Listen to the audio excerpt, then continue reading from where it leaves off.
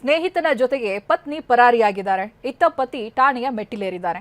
ನ್ಯಾಯ ಕೊಡಿಸಿ ಅಂತ ಜಿಮ್ ಟ್ರೈನರ್ ನಿತೀಶ್ ಅಳಲು ತೋಡಿಕೊಂಡಿದ್ದಾರೆ. ಪ್ರೀತಿಸಿ ಮದುವೆಯಾಗಿರ್ತಾರೆ ಜಯನಗರ ನಿವಾಸಿ ನಿತೇಶ್. ಸ್ನೇಹಿತ ನವೀನ್ ಮನೆಯಲ್ಲಿ ಇವರು ಬಾಡಿಗೆಗಿರ್ತಾರೆ. ನವೀನ್ ಜೊತೆಗೆ ನಿತೇಶ್ ಪತ್ನಿ ಸಂಪರ್ಕದಲ್ಲಿರ್ತಾರೆ. ನವೀನ್ ಹೆಸರನ್ನ ಒಂದು ಹುಡುಗಿ ಹೆಸರಿನಲ್ಲಿ ನಿತೇಶ್ ಪತ್ನಿ ಅವರ ಮೊಬೈಲ್ನಲ್ಲಿ ಸೇವ್ ಮಾಡ್ಕೊಂಡಿರ್ತಾರೆ.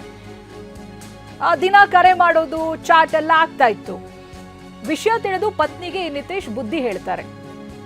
ಆಗ ನಿತೀಶ್ ಪತ್ನಿ ಹೇಳಿರೋದು ಅಣ್ಣನ್ ಸಮಾನ ಅಂತ ಹೇಳಿರ್ತಾರೆ. ಇದಿಷ್ಟು ಇದರ ಹಿಸ್ಟ್ರಿ. ಈಗ ನೋಡಿದ್ರೆ ಪತ್ನಿ ಸ್ನೇಹಿತನ ಜೊತೆಗೆ ಓಡೋಗಿದ್ದಾರೆ. ಇತ್ತ ಗಂಡ ಪೊಲೀಸ್ ಠಾಣೆ ಮೆಟ್ಟಿಲೇರಿದ್ದಾರೆ. ನನಗೆ ನ್ಯಾಯ ಕೊಡಿಸಿ ಅಂತ. ಜಿಮ್ ಟ್ರೈನರ್ ಆಗಿ ಕೆಲಸ ಮಾಡ್ತಾ ಇದ್ರು. ಅವರ ತಾಯಿ ಕೂಡ ಕಣ್ಣೀರು ಹಾಕ್ತಾ ಇದ್ದಾರೆ.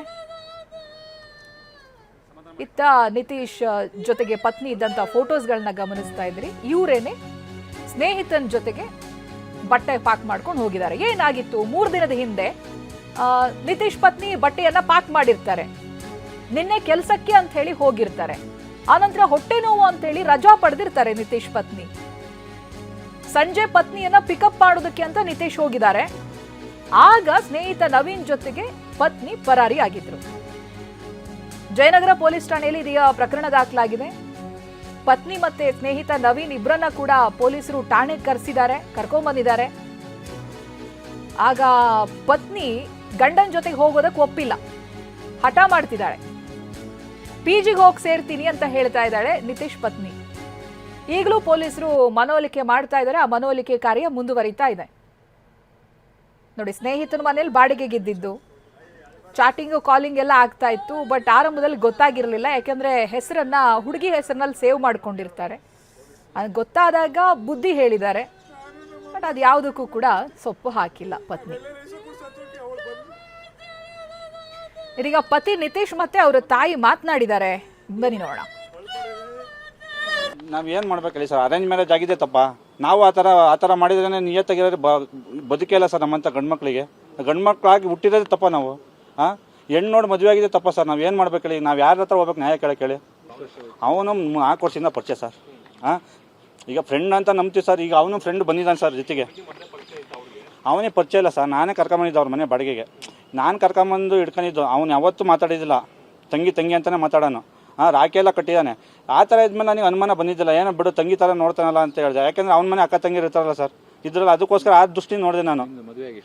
5 ವರ್ಷ ಆಯ್ತು ಸರ್. 5 ವರ್ಷ ಆಯ್ತು. 5 ವರ್ಷ ಮಕ್ಕಳು ಅಂತ ಹೇಳ್ದಾಗೆಲ್ಲ ಅವಳು ನಾಟಕ ಮಾಡೋಳು. 2 ತಿಂಗಳಾಗಿದ್ದ ತಕ್ಷಣ ನಾನು ಪ್ರೆಗ್ನೆನ್ಸಿ ಇದಾಗ್ಬಿಟ್ಟೈತೆ, ನಂಗೆ ಗರ್ಭಕ್ಕಿಲ್ಲ ಇದೈತೆ ಅಂತ ಕರ್ಕೊಂಡು ಚೆಕ್ ಮಾಡಿಸ್ತಾ ಇದ್ದೆ.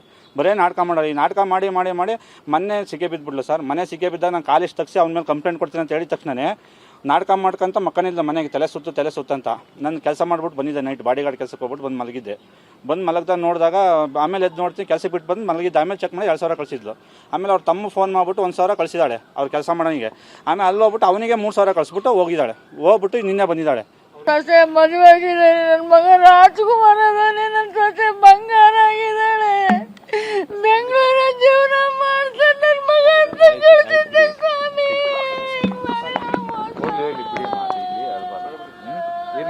ಸೊಸೆ ಮದುವೆ ಆಗಿದ್ದಾಳೆ. ನನ್ನ ಮಗ ರಾಜ್ಕುಮಾರ್ ಅದಾನೆ. ನಾನು ನಮ್ಮಮ್ಮ ಸರ್ ಜೀವನ ನಮ್ದಿಷ್ಟ. ನಾವೆಲ್ಲರೂ ಹೆಸರು ಸತ್ತೋಕೆ ಅವಳು ಬಂದು ಸಮಾಧಾನ ಮಾಡಿ ಕಮ್ಮ. ಅವ್ರು ಬಂದ ಬೇಕು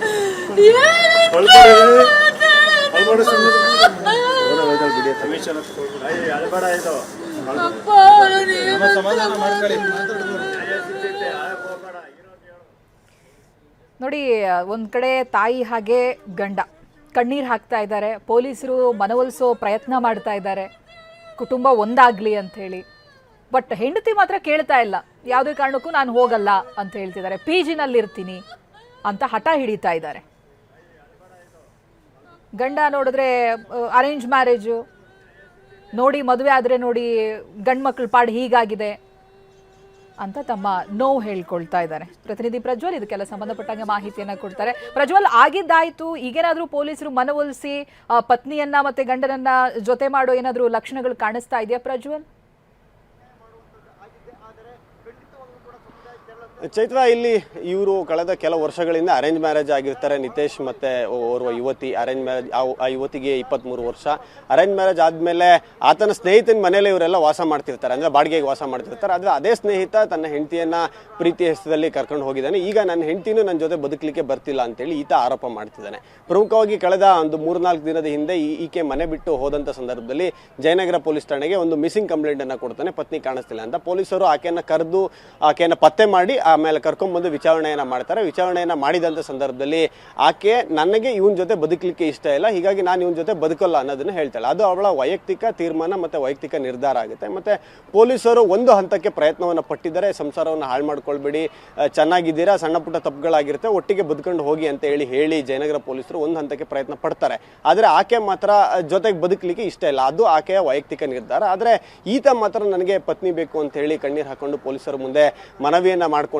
ಆದರೆ ಪೊಲೀಸರು ಅವರ ಪ್ರಯತ್ನವನ್ನು ಮಾಡಿದ್ದಾರೆ ಹೊರತು ಸಂಪೂರ್ಣವಾಗಿ ಬದುಕಲಿಕ್ಕೆ ಜೊತೆಗೆ ಇಷ್ಟನೇ ಇಲ್ಲದೇ ಇರೋರನ್ನ ಒಟ್ಟು ಮಾಡಿ ಜೀವನ ಮಾಡಿ ಅಂತೇಳಿ ಬಲವಂತ ಮಾಡಲಿಕ್ಕಂತೂ ಪೊಲೀಸ್ನವ್ರ ಕೈಲೇ ಆಗಲ್ಲ. ಆದರೆ ಈತ ನಿಜವಾಗ್ಲೂ, ನಿತೇಶ್ ಏನಿದ್ದಾನೆ, ಈತ ಮತ್ತು ಈತನ ತಾಯಿ ನಿಜವಾಗ್ಲೂ ಕಣ್ಣೀರು ಹಾಕೊಂಡು ನಮ್ಮ ಜೀವನವೇ ಹಾಳಾಗೋಯ್ತು, ನಮ್ಮ ಸೊಸೆ ನಮ್ಮನ್ನು ಬಿಟ್ಟೋದ್ಲು ಅನ್ನೋ ನಿಟ್ಟಿನಲ್ಲಿ ಅವರ ತಾಯಿ ಮತ್ತು ನಿತೇಶ್ ಇಬ್ಬರು ಕೂಡ ಕಣ್ಣೀರನ್ನು ಹಾಕ್ತಿದ್ದಾರೆ. ಆಕೆ ವಾಪಸ್ ಬರಲಿ ಅನ್ನೋ ನಿಟ್ಟಿನಲ್ಲಿ ಅವರ ಪ್ರಯತ್ನವನ್ನು ಮಾಡ್ತಿದ್ದಾರೆ. ಆದರೆ ಆಕೆ ಕಡೆಯಿಂದ ಆಕೆಯ ವೈಯಕ್ತಿಕ ನಿರ್ಧಾರವಾಗಿ ಯಾವುದೇ ರೆಸ್ಪಾನ್ಸು ಇಲ್ಲ ಮತ್ತು ಇವ್ರ ಜೊತೆ ಬಂದು ಬದುಕಲಿಕ್ಕೆ ಆಕೆ ಯಾವುದೇ ರೀತಿಯಾದಂಥ ಒಪ್ಪಿಗೆಯನ್ನು ಕೂಡ ಕೊಡ್ತಿಲ್ಲ. ಈ ಪರಿಸ್ಥಿತಿಗೆ ಈ ಒಂದು ಸಾಂಸಾರಿಕ ಕಲಹ ಬಂದು ನಿಂತಿದೆ. ಓಕೆ, ಥ್ಯಾಂಕ್ ಯು ಪ್ರಜ್ವಲ್ ಮಾಹಿತಿಗಾಗಿ.